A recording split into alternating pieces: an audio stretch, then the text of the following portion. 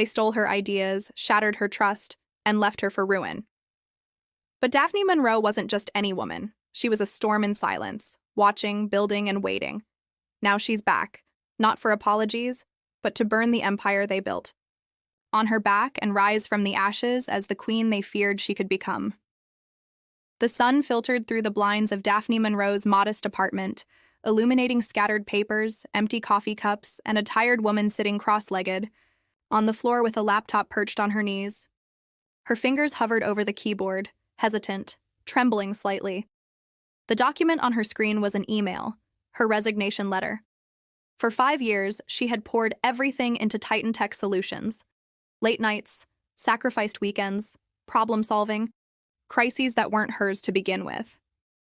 And yet, the moment she had pitched the game-changing AI workflow engine that revolutionized their operations, it was Adam Keene, her boyfriend and direct supervisor, who stood on stage at the International Tech Forum and took credit. He had smiled as he unveiled his innovation, smiled as board members applauded, smiled as she sat in the third row, heart in her throat, while he locked eyes with her and gave no acknowledgement. Not a word. Worse still, his best friend Ethan, the conniving product head, knew the truth and went along with the lie. 2 men, 2 betrayers, and Daphne, cast aside like a ghost in her own creation. She had nearly quit that night. Nearly. But quitting then would have meant letting them win. Now, a year later, she was ready. Her resignation wasn't just an exit. It was a declaration. A line in, the sand. "I know it was you," Daphne said, arms crossed, staring Ethan down in the break room. He smirked over his coffee. "Know what, exactly?" "You sent the prototype files to Adam the night before the conference. The ones from my private drive." He chuckled, unfazed. "You left them on a shared server. Come on, Daphne, grow up, this is business." She stepped closer, voice low. "You stole my work, both of you. But I have backups, logs. The original code commits in my name. You know what that means." Ethan leaned in. "No one cares. Adam's a golden boy and you're a replaceable programmer. By the time you scream foul, we'll be on to the next thing." That was the moment she knew. They needed to be dismantled. Not just exposed, but dismantled. Daphne hit send. Her resignation dropped like a stone in a still pond. But ripples began almost immediately. Texts from HR, emails from curious colleagues, Adam's assistant requesting an exit interview. But she ignored it all. She wasn't walking away in defeat. She was walking away to rebuild something stronger. She called Hannah, a former coworker who had quit after a similar run-in with Adam's ego. They met that night in a small cafe downtown. "I'm in," Hannah said without hesitation. "Whatever you're planning, I want in." Daphne opened her tablet and tapped the screen, a digital schematic filled with notes, red lines, and layers. "What's this?" "A blueprint," she said, "for something better." Over the next few weeks, Daphne worked in silence but with purpose. She set up a shell company, sourced freelance developers under NDAs, and reached out to ethical investors she'd connected with during her early days. Slowly, Reverie Systems began to take form. It wasn't just a tech company. It was a sanctuary for thinkers, doers, and those silenced by louder voices. Her first prototype, a project management suite designed to protect creator attribution and log digital fingerprints, ensuring that theft like what Adam and Ethan committed would be impossible under her framework. Then came the leak. Carefully packaged dossier landed in a journalist's inbox. Metadata from the AI engine, commit histories, Slack screenshots, video captures from internal meetings. The journalist, Mara Lynn, published the exposé 2 days later. Titan Tech's golden boy accused of plagiarizing innovation from former partner. The fallout was immediate. Adam denied it. Ethan went silent. HR launched an investigation. Shares plummeted. Clients called in concerns. Daphne watched it all unfold, not with glee, but with resolve. It wasn't just about punishment. It was about setting the record straight. Reverie Systems launched in beta. Media outlets hailed it as a game changer for digital ethics. Hannah became COO. A handful of former Titan Tech engineers quietly joined. The industry whispered, then buzzed, then roared. At a private gala honoring innovators in tech, Daphne arrived in a deep emerald dress, calm and radiant. She spotted Adam across the room. He was alone. When their eyes met, he approached. "I underestimated you," he said quietly. Daphne sipped her wine. "No, you erased me. Underestimation is generous." He looked at the floor. "Is this revenge?" She smiled. "No, this is reclamation." He extended a hand. "For what it's worth, congratulations." She looked at his hand, then back at him. "I don't need your congratulations, just remember my name." And with that, she walked away, head high as the MC's voice rang out. "Please welcome the recipient of this year's Visionary Leadership Award, Daphne Monroe." She stepped onto the stage, and this time, the light was hers. Daphne stood silently in the center of her living room, heart racing in a rhythm too rapid to control.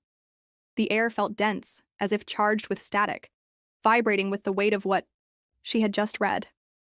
Her hand trembled, not from fear, but from the residual tension of everything that had led to this moment. She stared again at the email glowing on her laptop screen. It wasn't just a job offer. It was the attached message that changed everything. "Your strategic brilliance and integrity are exactly what we need for our upcoming merger. Helen Kadir, Executive VP, Astronova Inc." Daphne exhaled sharply, then slowly sank onto the couch. This wasn't coincidence. This was deliberate, calculated. Someone, perhaps more than one someone, had finally seen her. Not as Adam Keene's dismissed subordinate, nor as Ethan's cast-off project partner, but as a visionary, as a leader in her own right. And there was only one person she could imagine orchestrating something like this behind the scenes. She grabbed her phone and dialed. "Hello?" came the groggy voice on the other end. "It's me. Did you?" she asked, voice softer than she expected. A pause, then a gentle, knowing voice. "I told a friend at Astronova about you, that's all. I thought it was time someone did." Daphne smiled for the first time in what felt like months. "Thank you, Hannah, really." Weeks passed in a blur. Astronova was a different world, one that valued results over theatrics. Daphne thrived. She quickly transformed the struggling digital integration division, turning it from a cost sink into one of the company's most profitable arms. Her innovations streamlined cross-border operations and hybrid workforce performance. Within 3 months, she didn't just recoup past losses, she exceeded quarterly projections by 26%. Her name began circulating in industry circles. Invitations to exclusive panels arrived. Executive think tanks requested her insight. Finance publications, previously obsessed with praising men like Adam, now ran her profile on the cover. From Betrayed to Boardroom, Daphne Monroe's rise. But despite the accolades, beneath her polished confidence, something still burned. Unfinished business, Adam and Ethan. She didn't have to dig. The industry had started whispering on its own. Adam had been passed over for a senior VP role. Ethan's team had missed back-to-back targets. Both had built careers atop others' efforts. Without her, they were average. Loud, perhaps, but uninspired. Daphne had learned something vital in her rise. Revenge didn't have to be loud. It could be surgical. The annual Tech Future Summit was approaching, a premier event drawing thousands from across the tech, business, and innovation sectors. Adam and Ethan were both listed as panel speakers. Daphne, too, had been invited, not just as a guest or panelist, but as opening keynote speaker. The irony made her laugh out loud when she first read the agenda. On the morning of the event, Daphne arrived at the venue in a sleek black dress, understated yet impossibly commanding. Her hair was tied back with deliberate elegance, her makeup minimal but refined. Every detail, down to the cut of her heels, radiated calm dominance. Hannah accompanied her, now serving as her executive assistant and PR strategist. She carried Daphne's notes, smoothed her schedule, and whispered quick stats and talking points. Like clockwork.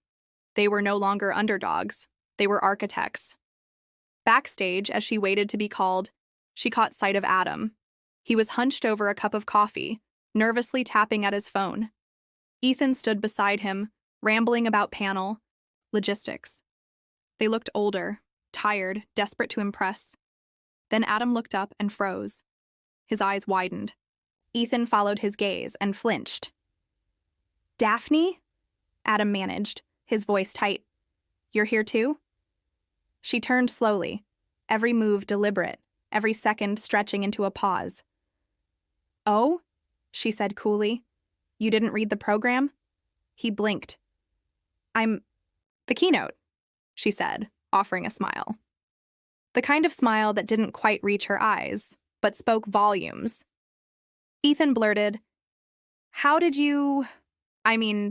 that's impressive." She raised a brow. "Some of us rise without stepping on others."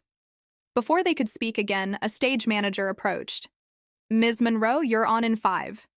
Daphne turned without another word and walked to the wings of the stage. The spotlight hit her like sunlight. 1,000 eyes turned. She exhaled once and began. Her speech wasn't flashy. It was controlled, poignant, and sharp. She spoke of integrity, of transformation through adversity. She shared insights on leadership forged through betrayal, not naming names, but crafting metaphors that cut like razors. She spoke about the cost of being underestimated and the power of resilience. People leaned in. Phones recorded. Tweets flew. She ended with this. "In a world eager to define us by how quietly we endure mistreatment, I chose instead to be defined by what I rebuilt from the ashes. Leadership isn't about titles, it's about legacy. And I plan to leave one. No one can erase." The crowd stood. Applause thundered. After the summit, her inbox exploded. Partnerships, interviews, investment proposals. But the moment that stayed with her came a week later. Her secretary buzzed through the intercom. "You have a visitor, Mr. Adam Keene. No appointment." Daphne stared at the phone. A flicker of something, pity, curiosity, passed through her. Then calmly she said, "Send him in." Adam walked in like a man defeated. His suit was the same brand, but somehow it looked ill-fitting. His eyes carried dark circles. His shoulders sagged with a weight no tailoring could hide. "Daphne," he began, his voice low, almost sheepish. I've made mistakes. Big ones." She didn't offer him a seat. Let him feel the discomfort. "I thought, if I just buried what happened, it'd go away. That you'd fade out like others I stepped over. But you didn't. You rose." She raised an eyebrow. "Is that surprising to you?" He shook his head. "I guess I didn't want to believe you could succeed without me." Her jaw tensed. "That's the difference between us, Adam." I never rain lashed against the glass walls of Daphne's corner office, streaking the city skyline in silver threads. The storm was poetic, almost theatrical, as if the universe conspired to mirror the brewing finale of a story that began in silence, betrayal, and humiliation. Now, the woman standing by the window was unrecognizable from the Daphne Monroe who once held back tears in a forgotten boardroom. Her reflection stared back at her, poised, powerful, poised in a slate-gray suit that whispered authority.